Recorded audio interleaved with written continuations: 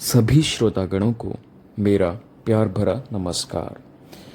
स्वागत करता हूं अपने चैनल पुरानी कथाओं में।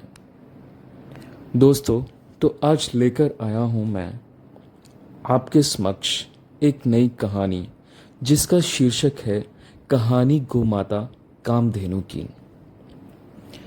तो आइए कहानी को विस्तार से सुनते हैं। ऐरावत हाथी के समान ही कामधेनु गाय की उत्पत्ति भी समुद्र मंथन से हुई। पुरानी कथाओं के अनुसार समुद्र मंथन के समय देवों और असुरों को 14 रत्न, अप्सराएं, अमृत और विष की प्राप्ति हुई। क्षीर सागर से प्राप्त 14 रत्नों में एक रत्न कामधेनु गाय भी थी। इसी तथ्य से हम जान सकते हैं कि कामधेनु गाय का भारतीय संस्कृति में कितना महत्व है। पुराणों के अनुसार कामधेनु गाय में समस्त देवताओं का वास है। इसे नंदा, सुनंदा, सुरभि के नामों से भी जाना जाता है। कामधेनु को सभी गांवों की मूल माता माना गया है और इसके हर अंग में चमत्कारी शक्तियां हैं। कहते हैं कामधेनु गाय जिस भी व्यक्ति को प्राप्त हो जाए वो दुनिया की सभी संपदाओं का मालिक बन जाता है। कामधेनु गाय ऐसी माता है जो संपूर्ण सृष्टि का पालन पोषण करती है और सबका पेट भरने के लिए आहार देती है। कामधेनु गाय के बारे में कई और पुरानी कथाएं प्रचलित हैं। इनके अनुसार चाहे देवता हो या दानव, कामधेनु गाय को हर कोई पाना चाहता था, क्योंकि कामधेनु जिस किसी के पास होती थी वो सबसे शक्तिशाली बन जाता था। कहते हैं कामधेनु गाय सबसे पहले ऋषि वशिष्ठ के पास थी। उनसे इसको पाने के लिए कई लोगों ने युद्ध किया। एक बार विश्वामित्र भी इसको पाने के लिए वशिष्ठ के आश्रम में पहुंच गए, किंतु उन्हें भी वहां से हार कर वापस आना पड़ा। एक और कथा के अनुसार कामधेनु गाय ऋषि जमदग्नि के पास थी। ऋषि जमदग्नि परशुराम के पिता थे। ऋषि जमदग्नि को भगवान इंद्र ने कुछ समय के लिए कामधेनु गाय दी थी। एक समय राजा सहस्त्रार्जुन जमदग्नि के आश्रम आए। आश्रम में ऋषि द्वारा राजा सहस्त्रार्जुन का अच्छे से स्वागत सत्कार किया गया। सहस्त्रार्जुन ने जब ये देखा कि आश्रम में कोई खास सुख सुविधा के न होते हुए भी उनका स्वागत इतनी भव्यता से किया गया है, तो वो बड़े हैरान हुए। तभी राजा की नज़र आश्रम में स्थित कामधेनु गाय पर पड़ी तो उन्हें तुरंत समझ आ गया कि ये सब इस चमत्कारी गाय के प्रभाव से ही संभव हो पाया है। तब उन्होंने ऋषि जमदग्नि से कामधेनु को उन्हें देने के लिए कहा, और जब ऋषि ने मना किया तो उन्होंने इस गाय को पाने के लिए उनके आश्रम पर आक्रमण कर उसे ध्वस्त कर दिया। आश्रम को ध्वस्त करने के बाद सहस्त्रार्जुन ने बल का प्रयोग करते हुए कामधेनु को अपने साथ ले जाने का प्रयास किया, लेकिन तभी कामधेनु राजा के हाथों से छूटकर स्वर्ग चली गई और इस प्रकार सहस्त्रार्जुन को खाली हाथ लौटना पड़ा। जब परशुराम ने अपने पिता के आश्रम में की ऐसी अवस्था देखी तो क्रोध में आकर उन्होंने राजा सहस्त्रार्जुन के देश जाकर उनका वध कर दिया। कामधेनु गाय में 33 देवी देवताओं का वास माना जाता है। इनमें 12 आदित्य, 8 वसु, 11 रुद्र और 2 अश्विन कुमार देवी देवता हैं। इस प्रकार कामधेनु के अंग अंग में सुख, समृद्धि और शक्ति का वास है। ऐसा माना जाता है कि केवल कामधेनु की उपासना से सभी देवी देवता प्रसन्न हो जाते हैं।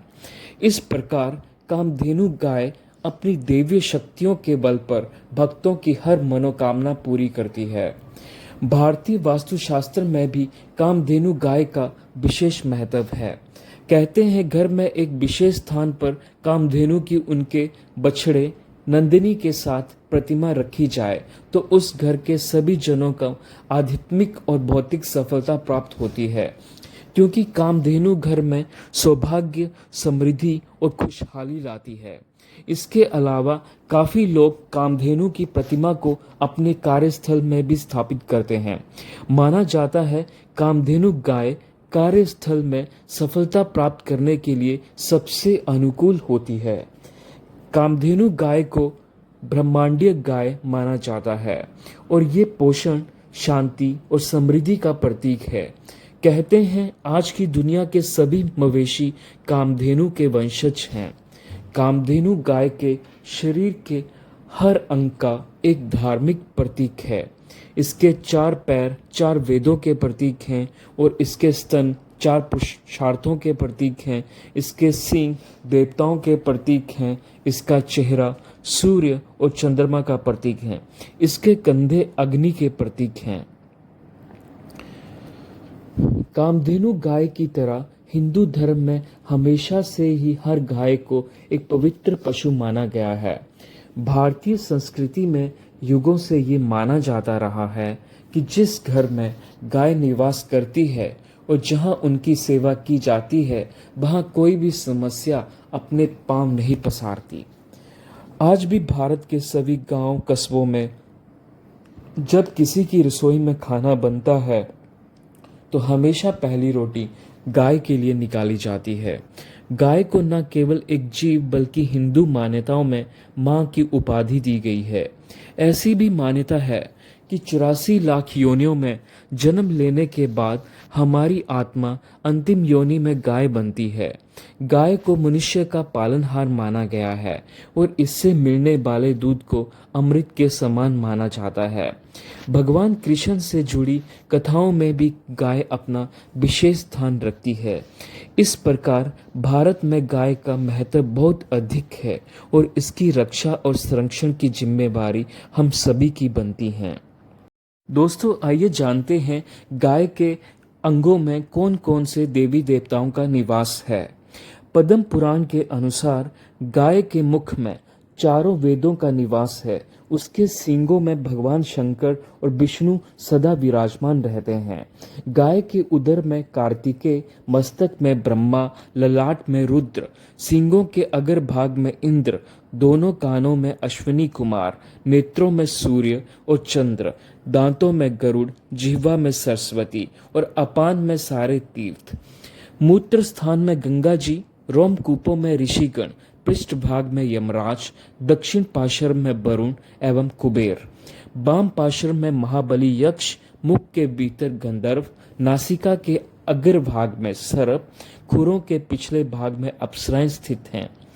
भविष्य पुराण, स्कंद पुराण, ब्रह्मांड पुराण, महाभारत में भी गो के अंग प्रत्यंग में देवी देवताओं की स्थिति का विस्तृत वर्णन प्राप्त होता है।